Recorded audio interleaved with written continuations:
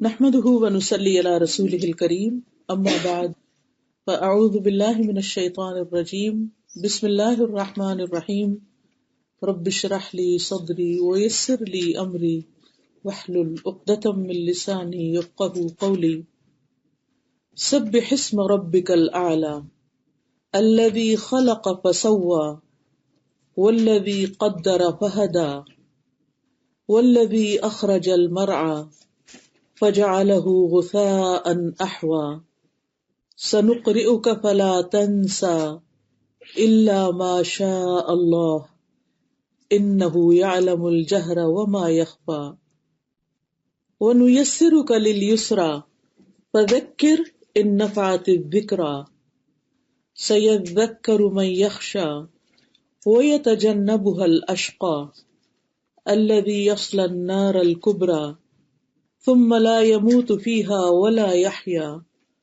قد أفلح من تزكى وذكر اسم ربه فصلى بل تؤثرون الحياة الدنيا والآخرة خير وأبقى إن هذا لفي الصحف الأولى صحف إبراہیم وموسیٰ۔ اپنے رب کے نام کی تسبیح کیجیے جو سب سے بلند ہے، وہ جس نے پیدا کیا پھر درست بنایا، اور وہ جس نے اندازہ ٹھہرایا، تقدیر مقرر کی، پھر ہدایت بخشی، وہ جس نے چارہ اگایا پھر اسے سیاہ کوڑا کرکٹ کر دیا۔ ہم ضرور تجھے پڑھائیں گے پھر آپ نہیں بھولیں گے مگر جو اللہ چاہے، یقیناً وہ کھلی بات کو جانتا ہے اور اس کو بھی جو چھپی ہوئی ہے، اور ہم آپ کو آسان راستے کے لیے سہولت دیں گے، سو آپ نصیحت کیجیے اگر نصیحت کرنا فائدہ دے۔ ان قریب نصیحت حاصل کرے گا جو ڈرتا ہے، اور اس سے علیحدہ رہے گا جو سب سے بڑا بد نصیب ہے، وہ جو بڑی آگ میں داخل ہوگا، پھر نہ وہ اس میں مرے گا نہ جیے گا۔ بے شک وہ کامیاب ہو گیا جو پاک ہوا اور اس نے اپنے رب کا نام یاد کیا پھر نماز پڑھی، بلکہ تم دنیا کی زندگی کو ترجیح دیتے ہو، حالانکہ آخرت کہیں بہتر اور زیادہ باقی رہنے والی ہے۔ بے شک یہ بات یقیناً پہلے صحیفوں میں ہے، ابراہیم اور موسیٰ کے صحیفوں میں علیہم السلام۔ اس وقت میں نے آپ کے سامنے سورۃ الاعلیٰ کی آیات رکھی ہیں اور ان کا ترجمہ بھی۔ نعمان بن بشیر کہتے ہیں کہ رسول اللہ صلی اللہ علیہ وسلم عیدین اور جمعوں میں سبح اسم ربک الاعلیٰ اور هل اتاک حدیث الغاشیہ پڑھا کرتے تھے۔ کہتے ہیں اور جب عید اور جمعہ ایک دن میں جمع ہو جاتے تو ان دونوں صورتوں کو ہی دونوں نمازوں میں پڑھتے، یعنی اتنی زیادہ ان کی اہمیت ہے۔ تو گویا ویکلی ریمائنڈر ہوتا تھا ان صورتوں کا۔ ہم تو ایک دفعہ پڑھ لیں یا ایک دفعہ سن لیں تو ہم سوچتے ہیں کہ ہم تو اس صورت کو پہلے سے جانتے ہیں، ہمیں تو معلوم ہے اس میں کیا ہے، لیکن رسول اللہ صلی اللہ علیہ وسلم بڑے اجتماعات میں عیدوں کے موقع پر اور جمعے کو، اور اگر عید اور جمعہ ایک دن آ جائے تو دونوں میں یہی صورتیں پڑھتے۔ اسی طرح ظہر کی نماز میں بھی یہ صورت پڑھتے۔ وتر کی نماز کی پہلی رکعت میں اس صورت کی تلاوت کرتے، دوسری میں قل یا ایھا الکافرون اور تیسری میں قل ھو اللہ احد۔ تو آئیے دیکھتے ہیں کہ کیا ہے اس صورت میں جس کی وجہ سے نبی صلی اللہ علیہ وسلم نے اس کو اتنی اہمیت دی۔ تو سب سے پہلی آیت میں ہے سبح اسم ربک الاعلی، تسبیح کیجئے اپنے رب کے نام کی جو سب سے بلند ہے۔ تو اس سے یہ پتہ چلتا ہے کہ اللہ سبحانہ و تعالی سب سے بلند ہے، سب سے بڑا ہے، سب سے عظیم ہے۔ قرآن مجید میں آتا ہے فَتَعَالَى اللَّهُ الْمَلِكُ الْحَقُّ لَا إِلَٰهَ إِلَّا هُوَ رَبُّ الْعَرْشِ الْكَرِيمِ، پس بہت بلند ہے اللہ جو سچا بادشاہ ہے، اس کے سوا کوئی معبود نہیں، عزت والے عرش کا رب ہے، یعنی اس کا عرش بھی کیسا ہے؟ العرش الکریم ہے، بہت معزز عرش ہے۔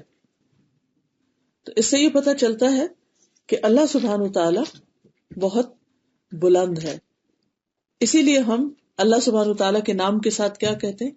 اللہ تعالی۔ تعالی کا مطلب بھی کیا ہے؟ بلند ہے۔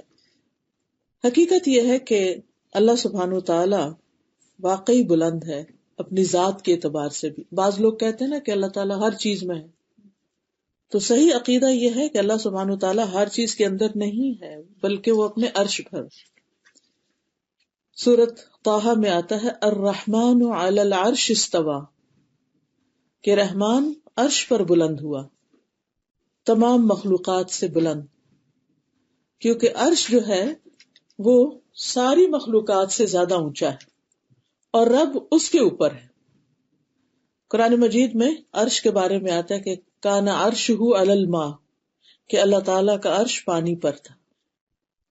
اور پانی جو ہے، جس پانی کا یہاں ذکر ہو رہا ہے، وہ زمین کا پانی نہیں ہے، وہ 7 آسمانوں سے بھی اوپر پانی ہے جس کے اوپر اللہ سبحانہ وتعالیٰ کا عرش ہے. اور یہ عرش ساری مخلوقات کا احاطہ کیے ہوئے، ہر چیز کو گھیرے ہوئے. اس کی اصل حقیقت تو اللہ سبحانہ وتعالیٰ ہی جانتا ہے. اور آپ دیکھیے کہ شیطان چونکہ اللہ سبحانہ وتعالیٰ کا مقابلہ ہر چیز میں کرتا ہے، تو اپنا تخت جو ہے وہ بھی پانی پہ لگاتا ہے. تو بہرحال اللہ سبحانہ وتعالیٰ کا عرش جو ہے وہ 7 آسمانوں سے اوپر ہے، اور آسمان جو ہے وہ سب سے بلند چیز ہے. اور ہمیں جو نظر آتی ہیں چیزیں، ان میں بھی سب سے اونچی چیز اور سب سے بڑی چیز آسمان ہے. لیکن یہ آسمان جو ہے یہ عرش کے مقابلے میں کوئی حیثیت نہیں رکھتے. 7 آسمان اور ساری مخلوقات جو ہیں وہ اللہ سبحانہ وتعالیٰ کی کرسی کے سامنے ایسے ہیں جیسے ایک چھوٹا سا رنگ ہو جو کسی بڑے صحرا میں پڑا ہوا. اور یہ کرسی جو ہے وہ عرش کے سامنے ایسی ہے جیسے پھر ایک چھوٹا سا رنگ ہو ایک بہت بڑے صحرا کے مقابلے میں. اور یہ کرسی جو ہے یہ اللہ سبحانہ وتعالیٰ کا دراصل کہتے ہیں کہ فٹ سٹول ہے، یعنی وہ بیٹھنے کی جگہ نہیں ہے. اور نہ ہمیں یہ پتہ چلتا ہے کہ اللہ سبحانہ وتعالیٰ عرش پر بیٹھے ہیں یا کھڑے ہیں، کس پوزیشن میں، یہ نہیں ہمیں معلوم. لیکن اتنا ہمیں معلوم ہے کہ وہ سب سے بلند ہے.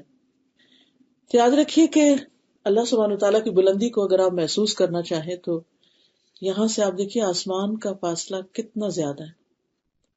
ایک چاند تک پہنچنے میں لوگوں کو کتنی مشکل ہوئی، اور اب ہم سب جانتے ہیں کہ چاند سے اوپر، چاند تو بہت کلوز ہے زمین کے، سورج اور پھر بہت سے ستارے اور پھر سپر سٹار اور اس سے اوپر بہت سی گیلیکسیز اور بہت سی مخلوقات، یہ سب وہ ہے جو آسمان دنیا سے نظر آ رہا ہے نا.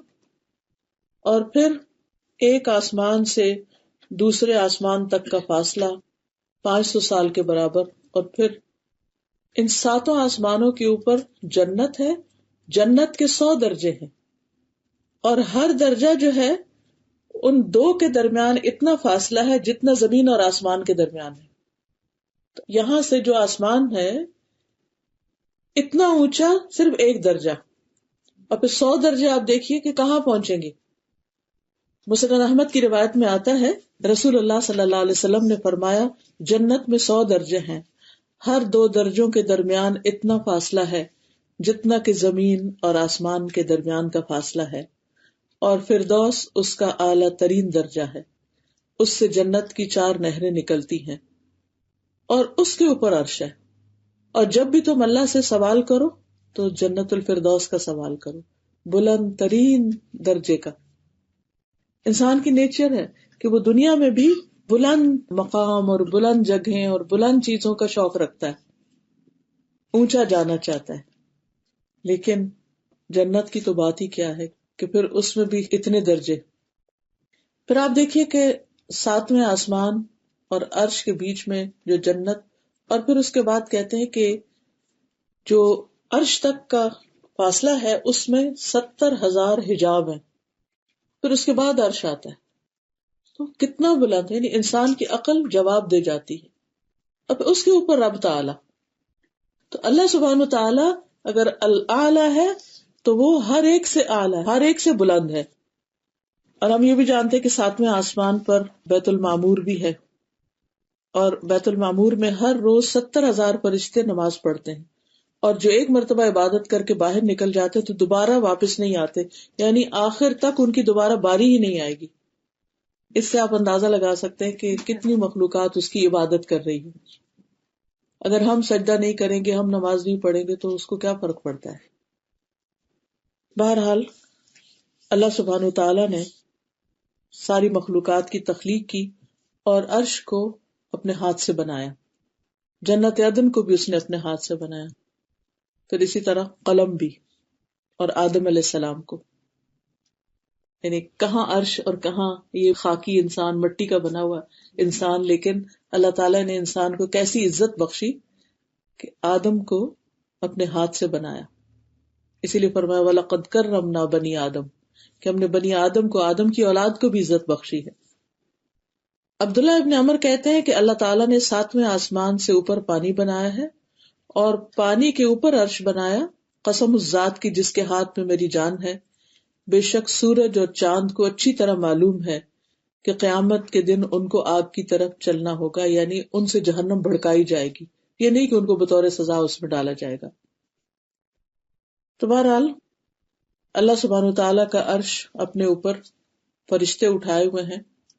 قرآن مجید میں آتا ہے کہ قیامت کے دن اس کو 8 اپنے اوپر اٹھائے ہوئے گے. وہ فرشتوں کی 8 صفیں ہیں یا ان کی تعداد 8 ہے، اللہ ہی کو معلوم ہے، لیکن ایک ایک فرشتہ اتنا بڑا ہے کہ اس کے کانوں کی لو سے اس کے کندھے کا فاصلہ جو ہے وہ 700 سال کی مسافت جتنا ہے، یعنی اس سے بھی زیادہ جتنا زمین اور آسمان کے درمیان کا فاصلہ ہے. تو اللہ تعالیٰ کی جو مخلوقات ہیں ان کی بڑائی کا ہم تصور بھی نہیں کر سکتے. تو جس رب کی مخلوق اتنی بڑی بڑی ہے، وہ رب خود کتنا بڑا ہوگا، کتنا عظیم ہوگا. تو اللہ سبحانہ وتعالی ہر عیب سے پاک ہے اور ہر نقص سے پاک ہے اور بلند ہے. اس لیے ہمیں حکم دیا گیا ہے سبح اسم ربک الاعلی. تو جب ہم تسبیح کرتے ہیں، اللہ کا ذکر کرتے ہیں، تو یہ کوئی معمولی چیز نہیں ہوتی. پھر اسی طرح یہ ہے کہ اللہ سبحانہ وتعالیٰ اپنی صفات کے اعتبار سے بھی بہت بلند ہے، ہر کمزوری سے بلند و بالا ہے، پاک ہے. لا تأخذہ سنۃ ولا نوم، نہ اس کو نیند آتی ہے نہ اونگ آتی ہے. اللہ تعالیٰ سوتا نہیں اور سونا اس کی شان کے لائق نہیں، وہ تھکتا بھی نہیں. اب دیکھیے کہ مخلوقات جو ہیں وہ انسان ہو، حیوان ہو، سب کام کرنے کے بعد تھک جاتے ہیں، لیکن اللہ سبحانہ وتعالیٰ کو تھکاوٹ لاحق نہیں ہوتی. پھر اسی طرح آسمان اور زمین کی کوئی چیز اس کو عاجز نہیں کر سکتی. تو ہمیں اس رب کی تسبیح کرنے کا حکم دیا گیا ہے. اور جب ہم کہتے ہیں نا سبحان اللہ و بحمدہ، تو یہ تسبیح اللہ سبحانہ وتعالیٰ کو بہت پسند ہے. حقیقت یہ ہے کہ آسمان اور زمین کی ہر چیز اللہ تعالیٰ کی تسبیح کر رہی ہے. سبح اسم ربک الاعلی تسبح له السماوات السبع والارض ومن فیہن، 7 آسمان اور زمین، ومن فیہن، اور جو ان کے درمیان ہے، یہ سب کے سب تسبیح کرتے ہیں. وَإِن مِّن شَيْءٍ إِلَّا يُسَبِّحُ بِحَمْدِهِ وَلَٰكِن لَّا تَفْقَهُونَ تَسْبِيحَهُمْ، کوئی چیز ایسی نہیں کہ جو اللہ کی پاکی بیان نہ کر رہی ہو، لیکن تم ان کی تسبیح کو سمجھتے نہیں کہ وہ کس زبان میں تسبیح کر رہے ہیں. تو اگر ہر چیز اس کی تسبیح کر رہی ہے تو ہمیں کیا کرنا چاہیے؟ ہمیں بھی اس کی تسبیح کرنی چاہیے، ورنہ ہم پیچھے رہ جائیں گے. پھر اسی طرح اللہ تعالیٰ پرندوں کے بارے میں فرماتے ہیں کہ جو صفیں باندھ کر یعنی پر پھیلائے ہوئے ہیں، یہ بھی تسبیح کر رہے ہیں، یعنی اپنی اپنی بولیاں بولتے ہیں لیکن اصل میں وہ اللہ کی حمد و ثنا کرتے ہیں. نوح علیہ السلام کی جو وفات کا وقت قریب آیا تو انہوں نے اپنے بیٹے کو فرمایا کہ میں تمہیں ایک وصیت کر رہا ہوں، اور وہ یہ ہے کہ سبحان اللہ و بحمدہ کا ورد کرتے رہنا، کیونکہ یہ ہر چیز کی نماز ہے اور اس کے ذریعے مخلوق کو رزق ملتا ہے. تو تسبیح جو ہے یہ رزق کی کنجی بھی ہے. انہوں نے اپنے بیٹے کو یہ تلقین کی تھی. تو اگر باقی مخلوق کا رزق اس سے ہے تو ہمیں کیا کرنا چاہیے؟ تسبیح کرنی چاہیے. اور پھر رزق صرف کھانا پینا ہی نہیں ہوتا، محبت بھی رزق ہوتا ہے، علم بھی رزق ہوتا ہے، ہر نعمت ایک رزق ہے. دین کا علم بھی رزق ہوتا ہے، یہ جو اللہ کی محبت ہے یہ بھی ایک رزق ہوتا ہے. بندوں کی طرف سے جو محبت ملتی ہے وہ بھی ایک رزق ہوتا ہے. حضرت خدیجہ کے بارے میں نبی صلی اللہ علیہ وسلم نے فرمایا تھا کہ قد رزقت حبها، مجھے اس کی محبت کا رزق ملا ہے. یعنی یہ میرے دل میں ڈال دی گئی ہے. اسی طرح جو حاملین عرش ہیں، عرش کو اٹھائے ہوئے فرشتے ہیں، وہ بھی اللہ کی تسبیح بیان کرتے رہتے ہیں. سورۃ غافر میں آتا ہے الذین یحملون العرش ومن حولہ یسبحون بحمد ربہم، وہ فرشتے جو عرش اٹھائے ہوئے ہیں اور جو اس کے ارد گرد ہیں، وہ سب کے سب اپنے پروردگار کی حمد و ثنا بیان کرتے ہیں اس کی تسبیح کے ساتھ. قیامت کے دن بھی فرشتے اللہ کی تسبیح کر رہے ہوں گے. اور ویسے بھی آپ کو معلوم ہے کہ جب آدم علیہ السلام کی پیدائش کا ذکر کیا اللہ سبحانہ تعالیٰ نے فرشتوں کے سامنے، تو انہوں نے یہی بتایا تھا کہ وَنَحْنُ نُسَبِّحُ بِحَمْدِكَ وَنُقَدِّسُ لَكَ. سورۃ الزمر میں آتا ہے وَتَرَى الْمَلَائِكَةَ حَافِّينَ مِنْ حَوْلِ الْعَرْشِ يُسَبِّحُونَ بِحَمْدِ رَبِّهِمْ. اس دن آپ دیکھیں گے کہ فرشتے عرش کے گرد حلقہ بنائے ہوئے ہیں، سرکل میں ہیں، جیسے طواف ہوتا ہے نا، ایسے اپنے پروردگار کی تعریف کے ساتھ اس کی تسبیح کر رہے ہوں گے. اب بھی کر رہے ہیں، قیامت کے دن بھی کر رہے ہوں گے. آج تو ہم نہیں دیکھ سکتے، لیکن قیامت کے دن اللہ سبحانہ تعالیٰ فرماتے ہیں وہ ترا، اور تم دیکھو گے کہ فرشتے تسبیح کر رہے ہیں، تو کیا منظر ہوگا وہ. نبی صلی اللہ علیہ وسلم بھی کثرت کے ساتھ اللہ سبحانہ تعالیٰ کی تسبیح کیا کرتے تھے اور کثرت سے یہ کلمات پڑھتے تھے سبحان اللہ و بحمدہ استغفر اللہ و اتوب الیہ. اور آپ کو اس بات کا حکم بھی دیا گیا تھا اذا جاء نصر اللہ والفتح ورأیت الناس يدخلون فی دین اللہ افواجا فسبح بحمد ربک، یعنی انہی الفاظ کے ساتھ حکم ہوا فسبح بحمد ربک، اپنے رب کی ہم تعریف کے ساتھ اس کی تسبیح بیان کیجئے، واستغفروا، اور اس سے بخشش مانگی، انہ کان توابا. اسی طرح اللہ سبحانہ تعالیٰ کا پسندیدہ کلام وہ ہے جس میں اس کی تسبیح بیان کی جائے، اور یہ کلام اللہ تعالیٰ کو بہت ہی پیارا ہے جو ہم ہاتھ باندھ کے نماز کے شروع میں پڑھتے ہیں سبحانک اللہم و بحمدک و تبارک اسمک و تعالی جدک ولا الہ غیرک. اے اللہ تو پاک ہے اپنی تعریف کے ساتھ، تیرا نام بڑا ہی برکت والا ہے. یعنی اللہ لفظ جو ہے بہت برکت والا ہے، اور جب ہم بسم اللہ کہتے ہیں جس بھی چیز پر برکت ہوتی ہے اس کام میں. تیری بزرگی بلند و برتر ہے، تیرے علاوہ کوئی الہ نہیں ہے. اسی طرح اللہ سبحانہ وتعالیٰ کے کوئی شخص قریب ہونا چاہے تو تسبیح سے بڑھ کر کوئی چیز نہیں، اور اللہ تعالیٰ کے ہاں فضیلت اور مقام پانا چاہے تو اس کے لیے بھی تسبیح بہترین ہے. رسول اللہ صلی اللہ علیہ وسلم نے فرمایا تم لوگ اللہ کی عظمت کا جو ذکر کرتے ہو، یعنی تسبیح، تحلیل، حمد کے الفاظ جو کہتے ہو، وہ عرش کے ارد گرد چکر لگاتے ہیں. یعنی جب ہم کہتے ہیں نا سبحان اللہ و بحمدہ سبحان اللہ و بحمدہ، تو یہ الفاظ یہاں نہیں رہتے، یہ الفاظ عرش تک پہنچتے ہیں اور اس کے ارد گرد پھر یہ چکر لگاتے ہیں. ان کلمات کی ایسی بھنبھناہٹ ہوتی ہے جیسے شہد کی مکھیوں کی بھنبھناہٹ ہوتی ہے. وہ کلمات اپنے ذکر کرنے والے کی اللہ کے ہاں یاد دلاتے ہیں.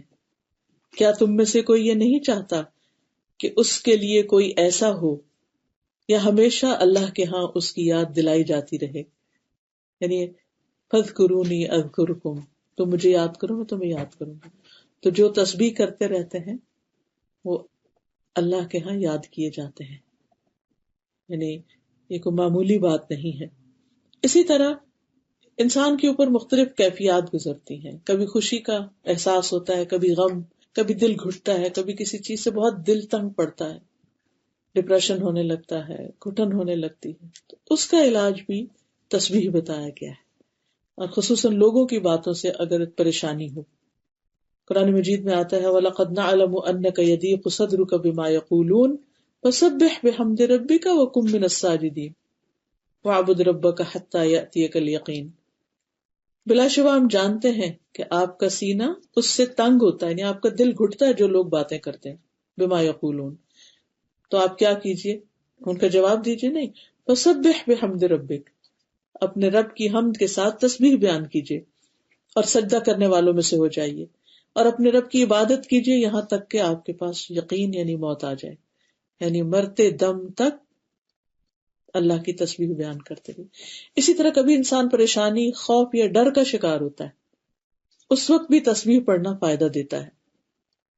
رسول اللہ صلی اللہ علیہ وسلم نے فرمایا جو شخص رات سے خوف کھائے کہ وہ اسے پریشان کرے گی، یا مال خرچ کرنے سے بخل کرے، یعنی دینا چاہتا ہے بھی نہیں بھی چاہتا، یعنی دل کی تنگی ہے کچھ، یا دشمن سے مقابلہ کرنے سے ڈر جائے، تو اسے چاہیے کہ وہ اس قول کی کثرت کر دے، سبحان اللہ و بحمدہ، سبحان اللہ و بحمدہ، تو اس کا ڈر خوف نکل جائے گا، اس کی پریشانی دور ہو جائے گی، کیونکہ یہ اللہ کے نزدیک سونے کا پہاڑ اللہ کے راستے میں خرچ کرنے سے زیادہ محبوب ہے۔ یعنی ہم میں سے کون ہے جو سونے کا پہاڑ خرچ کرے؟ اور جب سے ہمیں اللہ نے سونا چاندی دیا ہے، عموماً لڑکیوں کو شادی کے بعد آتا تو ہم نے کتنا خرچ کر دیا ہوگا اللہ کے راستے میں۔ زکوٰۃ نکالتے بھی ہمیں تو مشکل ہوتی ہے، کیونکہ خواتین اکثر یہ مسئلہ پوچھتی ہیں کہ ہمارے شوہر ہمیں اتنا نہیں دیتے کہ ہم اپنی زکوٰۃ دے سکیں، اور پھر ہم کیا کریں، زیور تو بہت ڈال دیا گیا۔ تو میں انہیں کہتی ہوں کہ اسی میں سے دے دیں، تو کہتے ہیں اس طرح تو وہ ختم ہو جائے گا۔ تو ہمیں ختم ہونے کا ڈر ہوتا ہے، جانے کا ڈر ہوتا ہے، وہ تو فرض ہے، صدقہ کہاں سے کریں گے؟ لیکن صحابیات بہرحال کیا کرتی تھی۔ ایک عید کے موقع پر نبی صلی اللہ علیہ وسلم نے الگ سے ان کو کچھ تلقین کی تھی، تو آپ صلی اللہ علیہ وسلم نے ان کو صدقہ کرنے کا بھی حکم دیا تھا۔ تو ہر عورت کچھ نہ کچھ اپنے زیورات میں سے، عید کے دن تو بہت کچھ پہنا ہوا بھی ہوتا ہے زیب و زینت کے لیے، تو کوئی اپنی بالی، کوئی اپنی انگوٹھی، کوئی چوڑی، کوئی کچھ نہ کچھ ڈال رہی تھی۔ اللہ ہمیں بھی توفیق دے کہ اللہ کے راستے میں کچھ کیا کریں۔ تو بہرحال اگر نہیں کرنے کی توفیق ہوتی تو کم از کم تسبیح کر لیا کریں، تو بہت آسان ہے، کیونکہ زبان سے کوئی کام کرنا تو مشکل نہیں ہونا چاہیے۔ پھر اسی طرح ہر صبح ہمارے ہر جوڑ پہ صدقہ واجب ہو جاتا ہے، ہر جوڑ پہ جان کا صدقہ، تو اس کے لیے بھی سبحان اللہ کہنا صدقہ ہے، الحمدللہ کہنا، لا الہ الا اللہ کہنا، اللہ اکبر کہنا، نیکی کا حکم دینا، برائی سے روکنا۔ تو تسبیح کرنا جو ہے یہ ہر حال میں فائدہ دیتا ہے۔ تسبیح جب انسان کرتا ہے تو زمین و آسمان کے درمیان کی فضا بھر جاتی ہے۔ پھر اسی طرح جس نے سورج طلوع ہونے سے پہلے اور غروب ہونے سے پہلے 100 بار سبحان اللہ کہا تو اس کے لیے 100 اونٹ خرچ کرنے سے بہتر ہے۔ پھر اسی طرح وہ حدیث تو سب نے سن رکھی ہوگی، 2 کلمے ہیں، زبان پہ بڑے ہلکے ہیں، میزان میں بہت بھاری ہیں، رحمان کو بہت پیارے ہیں، اور وہ ہے سبحان اللہ و بحمدہ سبحان اللہ العظیم۔ پھر اسی طرح 3 دفعہ صبح پڑھنا، سبحان اللہ و بحمدہ عدد خلقہ ورضا نفسہ وزنۃ عرشہ ومداد کلماتہ۔ تو یہ یعنی بہت زیادہ لمبا وقت اگر ہم ذکر اذکار میں نہیں گزارتے تو یہ 3 دفعہ پڑھنا بھی اس سب سے زیادہ بھاری ہو جاتا ہے۔ پھر اسی طرح آگ سے بچاؤ کا ذریعہ بھی ہے تسبیح۔ پھر جنت میں درخت لگتے ہیں تسبیحات پڑھنے سے۔ تو تسبیح تو کسی وقت بھی کی جا سکتی ہے، لیکن خاص طور پر صبح شام کرنے کا قرآن مجید میں ذکر آیا ہے۔ یا ایھا الذین آمنوا اذکروا اللہ ذکرا کثیرا وسبحوہ بکرۃ واصیلا، اے ایمان والو اللہ کو بکثرت یاد کرو اور صبح شام اس کی تسبیح کیا کرو۔ اگر ہو سکے تو صبح سورج نکلنے سے پہلے 100 بار سبحان اللہ یا سبحان اللہ و بحمدہ، اور عصر کے وقت، عصر کی نماز کے بعد خاص طور پر، اور خصوصاً سورج طلوع ہونے کے قریب جو ہے اس کا بہت فائدہ ہے، کیونکہ اس وقت اللہ کی سب مخلوق جو ہے وہ اللہ کی تسبیح کر رہی ہوتی ہے، جس پہ بھی وہ سورج نکل رہا ہوتا ہے۔ نماز کے آغاز میں تو ہم خیر پڑھتے ہی ہیں سبحانک اللہم و بحمدک، رکوع اور سجدے میں بھی تسبیح رکھی گئی ہے، سبحان ربی الاعلی اور سبحان ربی العظیم، رکوع میں سبحان ربی العظیم اور سجدے میں سبحان ربی الاعلی۔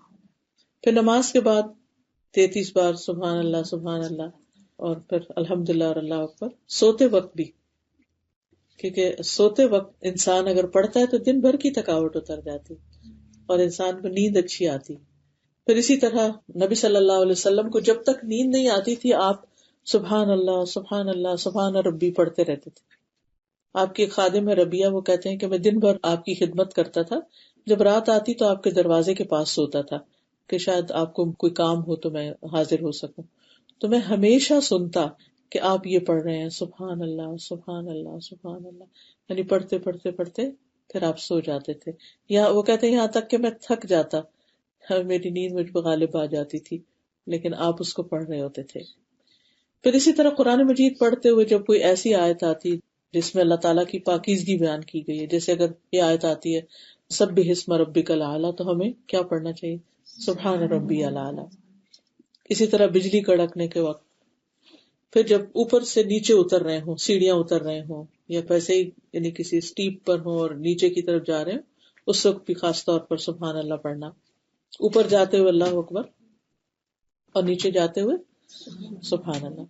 تو سبح اسم ربک الاعلی، کیوں اللہ کی تسبیح؟ نمبر 1 کہ وہ الاعلی ہے، سب سے بلند. جیسے میں نے عرض کیا کہ اللہ سبحانہ وتعالیٰ اپنے عرش پر بلند ہے ذاتی اعتبار سے بھی، پھر اس کا نام پاک ہے، پھر اس کی صفات بلند ہے، ہر خوبی میں ہر صفت میں پرفیکٹ ہے. پھر یہ کہ ساری مخلوق اس کی تسبیح کر رہی ہے. لیکن جو یہاں اور وجوہات بتائی گئی ہیں وہ کیا ہے؟ الذی خلق فسوا، یہ جس نے پیدا کیا، بنایا اور پھر بالکل ہموار بنایا. اب دیکھیے کہ اگر ہماری اسکن اتار دی جائے تو نیچے کتنا ان ایون ہو سب کچھ، لیکن کس طرح وہ بالکل ہموار بنایا. یعنی ہڈیاں بھی ہیں لیکن اس طرح ان کی آس پاس پیڈنگ کر دی گئی ہے کہ جس کی وجہ سے ہمارا سارا جسم بالکل فیس اور باقی ملائم سیدھا ہے. الذی خلق فسوا والذی قدر فہدی، وہ جس نے تقدیر مقرر کی پھر راہ دکھائی، یعنی ہر انسان کو ہدایت دی. ہدایت 2 طرح کی ہوتی ہے، ایک تو ہدایت ارشاد ہوتی ہے اور ایک ہدایت توفیق ہوتی ہے. یعنی ایک تو انسان کو نالج ملتا ہے اور دوسرا اس پر عمل کی توفیق. پھر اسی طرح اللہ سبحانہ تعالیٰ نے نہ صرف یہ کہ انسان کو پیدا کیا بلکہ اس کے ساتھ ساتھ دیگر مخلوقات کو بھی انسان کے فائدے کے لیے پیدا کیا. تو الذی خلق فسوا والذی قدر فہدی والذی اخرج المرعى، اس نے چارہ نکالا تاکہ حیوان کھا سکیں. فجعلہ غثاء احوا، پھر اس کو سیاہ کوڑا کرکٹ بنا دیا. اب دیکھیے جیسے پتے گرے ہیں اور اس کے بعد سب چورا چورا ہو جائیں گے، ابزارب ہو جائیں گے زمین میں، دوبارہ زمین کی کھاد بن جائیں گے. سنقرئک فلا تنسى، نبی صلی اللہ علیہ وسلم کو خطاب ہے کہ ہم آپ کو پڑھوا دیں گے، آپ بھولیں گے نہیں. الا ماشاء اللہ، مگر جو اللہ چاہے، جو آپ کو یاد نہ رکھانا چاہے. انہ یعلم الجہر وما یخفی، بے شک وہ جانتا ہے جو ظاہر ہے اور جو چھپا ہوا ہے. ہر چیز اللہ کے علم میں ہے. اور کیوں نہ جانے گا؟ الا یعلم من خلق، کیا وہی نہیں جانے گا جس نے پیدا کیا؟ وہو اللطیف الخبیر، اور وہ بہت باریک بین اور خبر رکھنے والا ہے. پھر فرمایا وَنُيَسِّرُكَ لِلْيُسْرَى، اور ہم آپ کو آسانی کے لیے آسانی دیں گے. یہ بہت دلچسپ فریز ہے کہ وَنُيَسِّرُكَ لِلْيُسْرَى، یعنی ہم آپ کے کام آسان کر دیں گے، یعنی نیکی کے کام آپ کے لیے آسان کر دیں گے. اسے بھی پتہ چلتا ہے کہ جو انسان تسبیح کرتا ہے، اللہ کا ذکر کرتا ہے، اس سے انسان کے دل کے اندر ایک سکون، اطمینان اور ایمان کی قوت آتی، جس کی وجہ سے انسان کو موٹیویشن ملتی ہے اچھے اچھے کام کرنے پر. تو وہ کون سی چیزیں ہیں جن کی وجہ سے کاموں میں آسانی ہوتی ہے؟ نہ صرف یہ کہ اچھے اچھے کاموں میں، بلکہ جو انسان کے روزمرہ روٹین کے کام ہیں وہ بھی آسان ہو جاتے ہیں. ان میں بھی انسان کو قوت اور نشاط ملتی ہے، وہ سستی اور بیزاری اور یہ چیزیں انسان سے ختم ہوتی ہیں. تو بہرحال قرآن مجید میں کچھ اور چیزیں بھی بتائی گئی ہیں جن سے کاموں میں آسانی ہوتی ہے، جس میں سے ایک چیز تقویٰ ہے، اللہ کا ڈر. یعنی اس احساس کے ساتھ جینا کہ اللہ سبحانہ وتعالیٰ مجھے دیکھ رہا ہے، اور اس کے ڈر سے غلط کام چھوڑ دینا اور اچھے اچھے کام اس کی خاطر کرنا. قرآن مجید میں آتا ہے وَمَن يَتَّقِ اللَّهَ يَجْعَل لَّهُ مِنْ أَمْرِهِ يُسْرًا، جو اللہ سے ڈرے گا، تقویٰ اختیار کرے گا، اللہ تعالیٰ اس کے کام میں آسانی پیدا کر دے گا. پھر اسی طرح مال خرچ کرنا آسانیاں پیدا کرتا ہے. فَأَمَّا مَنْ أَعْطَى وَاتَّقَى وَصَدَّقَ بِالْحُسْنَى فَسَنُيَسِّرُهُ لِلْيُسْرَى، پھر جس نے اللہ کی راہ میں مال دیا، صدقہ خیرات کیا، پرہیزگاری اختیار کی اور اچھی باتوں کی تصدیق کی، تو ہم اس سے آسان راہ پہ چلنے کی سہولت دیں گے، یعنی اس کے لیے کام آسان کر دیں گے. اسی طرح جو شخص دوسروں کے لیے آسانیاں پیدا کرتا ہے، اللہ تعالیٰ اس کے لیے آسانیاں پیدا کرتا ہے، اور جو دوسروں کے لیے مشکلات کھڑی کرتا ہے، اللہ تعالیٰ اس کو بھی مشکلات میں ڈالتا ہے. تو اگر ہم یہ چاہتے ہیں نا کہ ہمارے کام آسان ہو، تو ہمیں کیا کرنا چاہیے؟ دوسروں کی مدد کرنی چاہیے. نبی صلی اللہ علیہ وسلم نے فرمایا جس نے کسی مومن سے دنیا کی تکلیفوں میں سے کوئی تکلیف دور کی، اللہ تعالیٰ قیامت کے دن کی تکلیفوں میں سے اس کی کوئی تکلیف دور کر دے گا. جس نے تنگ دست پہ آسانی کی، اللہ اس پر دنیا اور آخرت میں آسانی کرے گا. یعنی دنیا میں تنگ دست ہوتا ہے جس کے پاس اپنی ضرورت پوری کرنے کے لیے مال نہ ہو، اور جو کسی مسلمان کی پردہ پوشی کرے گا، اس کا عیب چھپا دے گا، اللہ تعالیٰ دنیا اور آخرت میں اس کے عیب چھپا دے گا. اللہ تعالیٰ اس بندے کی مدد میں ہوتے ہیں جب تک بندہ دوسروں کی مدد میں لگا ہوا ہوتا ہے، اللہ تعالیٰ اس کے کام آسان کر دیتے ہیں. اسی طرح ہم دعا بھی کرتے ہیں، رب اشرح لی صدری ویسر لی امری، اللہ میرے کام آسان کر دے، میرا سینہ کھول دے. اور جب کبھی کوئی مشکل ہو تو یہ دعا بھی پڑھنی چاہیے، اللہم لا سہل الا ما جعلتہ سہلا. اور ویسے بھی یہ کہ تنگی سے گھبرانا نہیں چاہیے، کیونکہ کچھ حکمت ہوتی ہے اللہ کی، اور اللہ تعالیٰ اس میں بھی یاد کراتے ہیں. جیسے مغرب کی نماز میں جو ہم نے سورت پڑھی نا، الم نشرح، اس میں کیا آتا ہے؟ فَإِنَّ مَعَ الْعُسْرِ يُسْرًا، إِنَّ مَعَ الْعُسْرِ يُسْرًا، بے شک تنگی کے ساتھ آسانی بھی ہے، بے شک تنگی کے ساتھ آسانی ہے. تو انسان تنگی کے وقت بھی پازیٹو رہے، پریشانی کے وقت بھی پازیٹو رہے کہ اللہ سبحانہ وتعالیٰ آسانی فرمائے گا. پھر اسی طرح آگے فرمایا وَذَكِّرْ إِن نَفَعَتِ الذِّكْرَى، آپ نصیحت کیجئے اگر نصیحت فائدہ دے. سَيَذَّكَّرُ مَن يَخْشَى وَيَتَجَنَّبُهَا الْأَشْقَى، نصیحت پکڑ لے گا جو اللہ سے ڈرتا ہوگا اور منہ موڑ کے چلا جائے گا، پہلو پھیر لے گا، اعراض برتے گا جو بدبخت ہوگا. تو نصیحت کس کو فائدہ دیتی؟ اس کو فائدہ دیتی جس کے اندر ایمان ہوتا ہے. سورۃ الذاریات میں اللہ تعالیٰ فرماتے ہیں وَذَكِّرْ فَإِنَّ الذِّكْرَى تَنفَعُ الْمُؤْمِنِينَ، آپ نصیحت کیجئے کیونکہ نصیحت مومنوں کو فائدہ دیتی ہے. رسول اللہ صلی اللہ علیہ وسلم نے فرمایا مومن کو اس حال میں پیدا کیا گیا ہے کہ وہ آزمائش میں مبتلا ہونے والا، توبہ کرنے والا اور بھولنے والا ہوتا ہے. کیا بھولتا ہے؟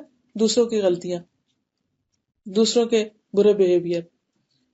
جب اسے نصیحت کی جاتی ہے تو وہ اس کو قبول کر لیتا ہے، اس سے منہ نہیں موڑتا، خوشی اور شوق سے نصیحت لیتا ہے. پھر اسی طرح جو لوگ رحمان سے غائبانہ طور پر ڈرتے ہیں وہ بھی نصیحت قبول کر لیتے ہیں. انما تنذر من اتبع الذکر وخشی الرحمن بالغیب. پھر اسی طرح اللہ تعالیٰ فرماتے ہیں فذکر بالقرآن من یخاف وعید، قرآن کے ساتھ اس شخص کو نصیحت کیجیے جو میرے عذاب کے وعدے سے ڈرتا ہے. قرآن مجید سے ہمیں یہ بھی پتہ چلتا ہے کہ کچھ لوگوں کو نصیحت فائدہ نہیں دیتی. اکثر ماں یہ شکایت کرتی ہوئی سنی گئی ہے کہ بچے بڑے ہو گئے ہیں، بات نہیں سنتے، نصیحت نہیں مانتے، توجہ نہیں دیتے، بات مذاق میں اڑا دیتے ہیں. ایسا کیوں ہوتا ہے؟ اس لیے کہ دل غافل ہو چکے ہوتے ہیں. وہ جس ماحول میں، جن دوستوں کے بیچ میں رہتے ہیں، جو ہر وقت سنتے سوچتے رہتے ہیں، وہی چیزیں ان کے دماغ پہ حاوی ہوتی ہیں. لہٰذا جو بات آپ کرتے ہیں تو وہ ان کو بہت عجیب سی لگتی ہے کہ سمجھ نہیں آتی. پھر اسی طرح جس کے اندر دلچسپی نہ ہو نصیحت سے وہ بھی نصیحت قبول نہیں کرتا. لیکن نصیحت قبول نہ کرنے کا جو انجام ہے وہ بہت بھیانک ہے. اس کو بدبخت بتایا گیا ہے جو اچھی بات سنے اور اس کو جھٹلا دے، اسے قبول نہ کرے. وَيَتَجَنَّبُهَا الْأَشْقَى الَّذِي يَصْلَى النَّارَ الْكُبْرَى، وہ جو بڑی آگ میں جا پڑے گا. جہنم کو یہاں بڑی آگ کہا گیا ہے. کتنی بڑی ہے؟ حدیث میں آتا ہے جہنم کو قیامت کے دن لایا جائے گا جس کی 70,000 لگامیں ہوگی، اور ایک لگام کو 70,000 فرشتے پکڑے ہوئے کھینچ رہے ہوں گے. تقریباً 4,90,00,000 فرشتے بنتے ہیں جو صرف جہنم کو کھینچ رہے ہوں گے، اس کو کنٹرول کر رہے ہوں گے. پھر ایک ایک جو چنگاری ہے وہ یوں ہوگا جو بہت بڑا بڑا مینشن ہو، کوئی محل ہو جس کا ایندھن انسان اور پتھر ہوں گے. ایک جہنمی کا سانس 1,00,000 لوگوں کو جلا سکتا ہے، یعنی صرف وہ سانس جلے گا. اور مشکل یہ ہے کہ آگ جب ہلکی ہوگی تو اسے اور زیادہ بھڑکا دیا جائے گا، وہ کم نہیں ہونے پائے گی. ثم لا يموت فيها ولا يحيا، جس میں نہ وہ مرے گا نہ جیے گا، وہی اس کا ٹھکانہ ہوگی، موت نہیں آئے گی. دنیا میں تو یہ ہوتا ہے کہ اگر کوئی زیادہ جل جائے تو وہ زندہ نہیں رہتا، لیکن جہنم کی آگ کے بعد کسی کو موت نہیں. اللہ تعالیٰ ہم سب کو اس سے محفوظ رکھے. پھر کامیابی کے طریقے بتا دیے گئے کہ کامیابی کس سے ہوتی، کامیاب ہونے کے طریقے. قد افلح من تزکا وذکر اسم ربہ فصلی. سورۃ الاعلیٰ میں 3 چیزیں بتائی گئی کامیاب ہونے کے لیے. نمبر 1، کامیاب وہ ہوا جس نے تزکیہ اختیار کیا، یعنی اپنے آپ کو پاک صاف کرتا رہا. نمبر 2، وذکر اسم ربہ، جس نے اپنے رب کا نام یاد کیا، ذکر کیا، جیسے شروع میں ہی آیا سبح اسم ربک الاعلیٰ. فصلی، تیسری چیز ہے پھر نماز پڑھی. تو کامیابی کے لیے یہ 3 چیزیں لازم ہیں کہ انسان ساری زندگی اپنے اندر سے بری عادتیں، برے خیالات، منفی سوچیں، یہ سب چیزیں نکالتا رہے اور اچھی چیزیں ڈالتا رہے اور اچھی چیزوں میں گرو کرتا رہے، ذکر کی کثرت کرے اور نماز ادا کرے. تو سب سے پہلی چیز کیا ہے؟ تزکیہ. اور پھر اللہ سے دعا. اگر ہم چاہتے ہیں کہ ہم کامیاب ہوں تو ہمیں سب سے پہلے اللہ سے دعا کرنی چاہیے کہ اللہ سبحانہ وتعالیٰ دعاؤں کا سننے والا ہے. وہ خود کہتا ہے وقال ربکم ادعونی استجب لکم، مجھ سے مانگو میں تمہیں دوں گا، تمہاری دعا قبول کروں گا. اور دعا سے زیادہ کوئی چیز اللہ کو معزز نہیں. اللہ تعالیٰ بندے کے پھیلے ہوئے ہاتھوں میں خیر ضرور ڈالتا ہے، خالی ہاتھ نہیں بھیجتا. پھر اسی طرح یہ ہے کہ انسان ذکر کرے یا تسبیح کرے یا جو بھی نیک کام کرے ان کو چھپا کر کرے، ریاکاری نہ کرے، دکھاوا نہ کرے، ان کا بہت اشتہار نہ دے. نبی صلی اللہ علیہ وسلم نے فرمایا جو شخص اپنے نیک عمل کو چھپانے کی طاقت رکھتا ہے اسے چاہیے کہ وہ ایسا ہی کرے. کچھ چیزیں تو چھپی نہیں رہتی لیکن کچھ چیزیں انسان چھپا سکتا ہے. کہتے ہیں کہ اپنے نیک عمل ایسے چھپاؤ جیسے تم اپنے عیب چھپاتے، یعنی جس طرح انسان اپنی کوئی غلط عادت یا غلط چیز جو ہے وہ کسی کے سامنے نہیں کرنا چاہتا، تو نیک عمل اس طرح چھپانے چاہیے. یعنی اس کا مطلب ہے کہ انسان کو چھپانا تو آتا ہے، اگر چھپانا نہ چاہے تو پھر الگ بات ہے. حدیث میں آتا ہے 7 آدمی عرش کے سائے تلے ہوں گے، ان میں سے ایک آدمی جس کا دایاں ہاتھ خرچ کرے تو بائیں کو بھی نہ پتہ چلے کیا خرچ کیا، یعنی خاص طور پر پوشیدہ صدقہ جو ہے. پھر اسی طرح اللہ سبحانہ تعالیٰ ایسے بندے سے محبت کرتا ہے جو متقی ہے، غنی ہے، چھپا ہوا ہے، یعنی اپنے نیک اعمال ظاہر نہیں کرتا. تیسری چیز جو ہے وہ ہے موت کو یاد رکھنا، کیونکہ اسی سے انسان کا تزکیہ ہوتا ہے. انسان کسی برائی کو کب چھوڑتا ہے؟ جب وہ دیکھتا ہے کہ اس کے کرنے میں تکلیف ہے. تو موت جو ہے وہ لذتوں کو توڑنے والی چیز ہے، اور موت کو جب انسان یاد رکھتا ہے تو پھر نماز بھی اچھی طرح ادا کرتا ہے. یہ سوچتا رہتا ہے کہ کیا پتہ یہ میری آخری نماز ہو. اور ویسے بھی کہا گیا کہ نماز اس آدمی کی طرح پڑھو جو یہ سمجھتا ہو کہ اس کے بعد کوئی اور نماز نہیں، یہ آخری نماز ہے. کسی بھی کام کو جب ہم آخری سمجھ کے کرتے ہیں تو بہت اچھے سے کرتے ہیں. پھر اسی طرح یہ ہے کہ نبی صلی اللہ علیہ وسلم نے سب سے عقل مند شخص اس کو بتایا جو موت کو سب سے زیادہ یاد کرتا ہے، مرنے کے بعد کے لیے تیاری کرتا ہے، کیونکہ اس کو پتا ہے کہ یہ دنیا تو ختم ہونے والی، یہاں جو کچھ بھی ہے میرے پاس سب چلا جائے گا. چوتھی چیز یہ ہے کہ جب ہم اللہ کا ذکر کریں تو اللہ کو پہچان کر اللہ کی معرفت کے ساتھ اللہ کا ذکر کریں. اب آپ دیکھیے کہ جب ہمیں یہ پتہ چلتا ہے کہ اللہ تعالیٰ اپنے عرش پر بلند ہے اور عرش اتنا اونچا ہے، تو جب ہم یہ کہیں کہ نماز میں سبحان ربی الاعلی اعلی، تو کیسے پڑھیں؟ سارا امیجنیشن میں آئے گا نا، 7 آسمان، پھر جنت، جنت کے 100 درجے، پھر پانی، وہ 70,000 حجاب، اور پھر اس کے اوپر عرش، اور عرش کے اوپر رب، سبحان ربی الاعلی. تو وہ جو اعلیٰ ہے نا دل سے نکلے گا اور یہ تزکیہ کرنے کا باعث ہوگا. اور ویسے بھی یہ کہ اللہ کے بارے میں ہمیں علم ہونا چاہیے، اللہ تعالیٰ کی ذات اور صفات کے بارے میں جو قرآن و سنت سے ہمیں پتہ چلتا ہے، کیونکہ جو اللہ کو جتنا پہچانے گا اتنا ہی اس کے قریب ہوگا. ابن تیمیہ رحمہ اللہ کہتے ہیں جو اللہ کے ناموں کو معلوم کر کے ان کے معانی کو سمجھ کر ان پر ایمان لائے تو اس کا ایمان اس آدمی کی نسبت زیادہ کامل ہوگا جو اس کے ناموں کو نہیں پہچانتا، بلکہ وہ صرف مجمل طریقے پر ایمان رکھتا ہے، نہیں بس اس کو پتا ہے کہ لا الہ الا اللہ ہے، دیٹس اٹ. کون ہے، کہاں ہے اللہ، کیا کرتا ہے کیا نہیں، اس کی صفات کیا نہیں پتا. تو جتنا جتنا علم زیادہ ہوگا اتنا اتنا ایمان کامل ہوگا، تو کامیابی کا امکان زیادہ ہوگا. پھر اسی طرح یہ ہے کہ تزکیہ کے لیے ضروری ہے کہ انسان اچھے دوست بنائے، اچھی کمپنی میں ہو. اب دیکھیے کہ ہر وقت آپ اکیلے تھوڑی رہ سکتے ہیں، آپ کو لوگوں کے بیچ میں تو رہنا پڑتا ہے. لیکن اگر آپ ایسے لوگوں کے بیچ میں رہتے ہیں بہت ہی منفی سوچ رکھتے ہیں، ہر ایک کے بارے میں برا سوچتے ہیں، غیبت کرتے ہیں، چغلی کرتے ہیں، مذاق اڑاتے ہیں، لوگوں کے نام رکھتے ہیں، کسی کو کسی طرح اس کے پیچھے برا بھلا کہہ رہے ہوتے ہیں، کسی کو کسی طرح، تو ایسی صورت میں انسان کو ہمیشہ اپنی کمپنی کو واچ کرنا چاہیے کہ وہ کن لوگوں کے بیچ میں اٹھتا بیٹھتا ہے، کیونکہ یہ ہو نہیں سکتا کہ ان کا رنگ اس پہ نہ چڑھے.